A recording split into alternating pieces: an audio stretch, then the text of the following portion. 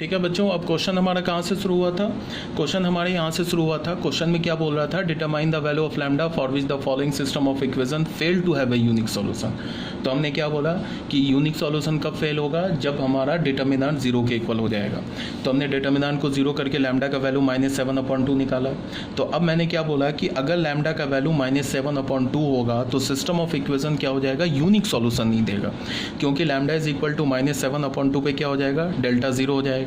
तो delta zero हो जाएगा तो system of equation fail to have a unique solution. अब अगर लैम्डा का वैल्यू -7/2 नहीं होगा तो फिर डेल्टा जीरो हमारा नहीं होगा, और डेल्टा जीरो नहीं होगा तो फिर यूनिक सॉल्यूशन आ जाएगा। फिर क्वेश्चन में क्या बोल रहा है? Does it have any solution for this value of lambda. तो हमने क्या किया कि इसका मतलब क्या है कि जब लैम्डा का वैल्यू -7/2 रखा तो फिर यहाँ से और 3 इक्वेशंस आ जाएंगे। तो उस केस में क्या हमारा कोई सॉल्यूशन होगा? तो लैम्डा इज इक्वल टू -7/2 पे तो डेल्टा जीरो होगा, तो यूनिक सॉल्यूशन नहीं होगा। तो अब कौन सा बचा? या तो कंसिस्टेंट, इन्फिनिटली मेनी सॉल्यूशन, या तो नो सॉल्यूशन। तो हमने क्या किया? लैम्डा का वैल्यू यहाँ डाला, तो डालने पे हमारे पास और 3 इक्वेशंस आ गए, और इसमें लैम्डा के इस वैल्यू के लिए डेल्टा तो ज़ीरो है। तो डेल्टा ज़ीरो तो फिर क्या है कि हमने क्या किया? इक्वेशंस को जाके देखा, तो 4th equation, 5th equation, 6th equation non parallel मिल गया। इसका क्या मतलब है कि फिर 2 पॉसिबिलिटी आ गई, या तो कोएक्सियल है या नॉन कोएक्सियल है। अगर कोएक्सियल है तो इस कंडीशन को सेटिस्फाई करेगा, नॉन कोएक्सियल है तो इस कंडीशन को सेटिस्फाई करेगा। नॉन कोएक्सियल है तो इनकंसिस्टेंट हो जाएगा, नो सॉल्यूशन होगा। कोएक्सियल है तो कंसिस्टेंट हो, इनफिनिटली मेनी सॉल्यूशन होगा, कंसिस्टेंट होगा, और सिंगल पैरामीटर में इनफिनिटली मेनी सॉल्यूशन हम लिख लेंगे। अब यहाँ पे क्या है कि डेल्टा ज़ीरो है। तो अब हमने क्या किया कि किसी भी दो प्लेन को 4th 5th को हमने लैम्डा म्यू से मल्टीप्लाई किया, और वहाँ से जो एक्स वाई और जेड 3 कोफिशिएंट बनेंगे, और तीनों कोफिशिएंट में क्या होगा? लैम्डा और म्यू इन्वॉल्व होगा।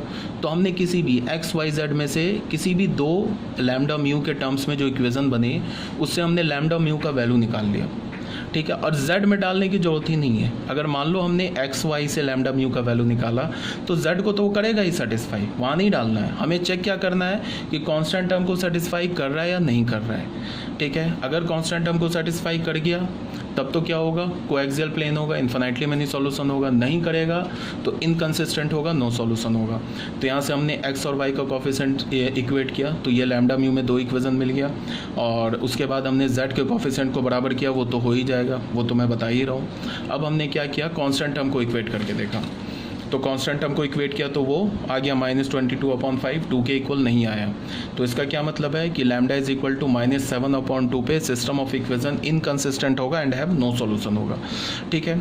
अब आ जाओ बच्चों क्वेश्चन नंबर 3 पे। क्वेश्चन नंबर 3 में क्या बोल रहा है? Let a system of equation is given as, ये दे रखा है यहाँ पे p और q पैरामीटर है। Then find the value of p and q if the system of equation have no solution, unique solution, infinitely many solution. P और Q का वैल्यू निकालना है अगर सिस्टम ऑफ इक्वेशन या तो नो सॉल्यूशन है, या यूनिक सॉल्यूशन है, या इन्फिनिटली मेनी सॉल्यूशन है। तो हमने क्या किया? इस क्वेश्चन को भी देखो, ये बहुत ही अच्छा क्वेश्चन है, कॉन्सेप्चुअल क्वेश्चन है। तो हमने डेल्टा का वैल्यू निकाला। देखो बच्चों, यहाँ हमने डेल्टा का वैल्यू निकाला। ये जो है ना, हमें डेल्टा का वैल्यू मिल गया। क्या मिल गया? डेल्टा का वैल्यू। डेल्टा का वैल्यू हमें क्या मिला? डेल्टा का वैल्यू जो है ये देखो, ये डेल्टा 1 की वैल्यू हमें क्या मिली? p-2 4q - 15। डेल्टा 2 की वैल्यू क्या मिली हमें? 0। और डेल्टा 3 की वैल्यू क्या मिली हमें? p-2, ठीक है। अब मैंने क्या बोला? केस 1 लिया।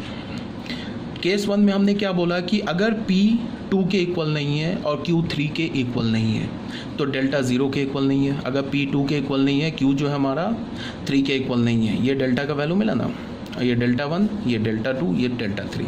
अगर p 2 के इक्वल नहीं है, q 3 के इक्वल नहीं है, तो फिर डेल्टा 0 के इक्वल नहीं है। अब अगर डेल्टा 0 के इक्वल नहीं है तो सिस्टम क्या हो जाएगा? कंसिस्टेंट होगा और यूनिक सॉल्यूशन होगा। ये हमारा आंसर आ गया। मतलब फर्स्ट केस में हमने कैसे फर्स्ट केस को हमने डील किया? हमने क्या बोला कि if p is not equal to 2, q is not equal to 3, then delta is not equal to 0, hence system of equation is consistent and have unique solution, ठीक है। यहाँ तक कोई प्रॉब्लम नहीं है।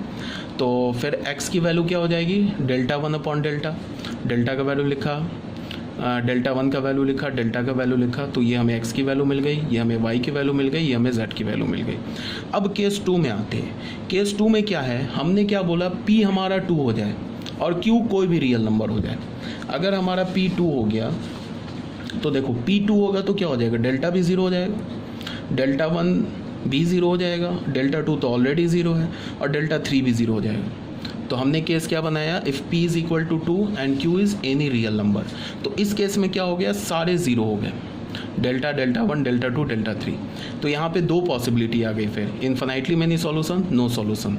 तो हमने क्या किया, p को 2 के इक्वल रखा, q को तो कोई भी रियल नंबर बोल दिया हमने, तो p को 2 के इक्वल रखा। तो यहाँ पे ये फर्स्ट इक्वेशन आ गया, सेकंड इक्वेशन आ गया, थर्ड इक्वेशन आ गया। अब यहाँ पे क्या है, plane 1 and plane 3 are coincident plane. ये देखो प्लेन 1 और प्लेन 3 क्या हमारा, ये दोनों कोइंसिडेंट है। क्यों, बिकॉज प्लेन 3 को तुम 2 से मल्टीप्लाई करो, प्लेन 1 आ जाएगा, तो ये कोइंसिडेंट हो गया। तो इसका मतलब क्या है, plane 1 plane 3 are coincident and the plane 2 and plane 3 are intersecting.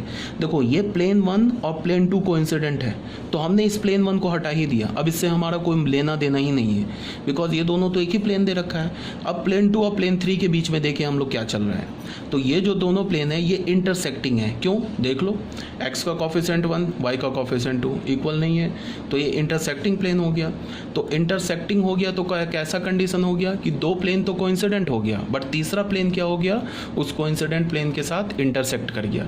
तो अगेन सिस्टम ऑफ इक्वेशन क्या होगा, कंसिस्टेंट होगा and have infinitely many solution in one parameter. तो यही बात मैंने बोला है, system of equation are consistent and have infinitely many solution, one parameter infinitely many solution होगा। अब हम लोग क्या करेंगे, फिर देख लो one parameter infinitely many solution को कैसे निकालेंगे, कि ये दो इक्वेशन है ना, इसमें हमने क्या किया कि किसी भी एक को, x को, y या z को, किसी भी एक को लैम्डा मान लो, ठीक है। एक को लैम्डा मान के तुम क्रॉस मल्टीप्लाई करके, मान लो हमने z को लैम्डा माना, तो z को लैम्डा मान लिया, तो ये हमारा कांस्टेंट हो गया, ये भी कांस्टेंट है। अब x y का value in terms of lambda निकाल लो बाई क्रॉस मल्टीप्लिकेशन।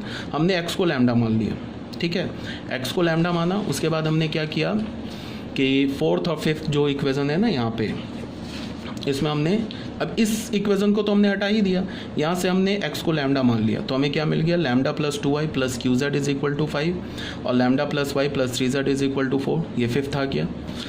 तो यहाँ से हमने क्या किया, अब इस फोर्थ और फिफ्थ से हमने, फोर्थ को हमने 2 से मल्टीप्लाई किया, फिफ्थ को हमने 2 से मल्टीप्लाई किया और फोर्थ में सब्ट्रैक्ट कर दिया, तो हमें सीधे z की वैल्यू मिल गई।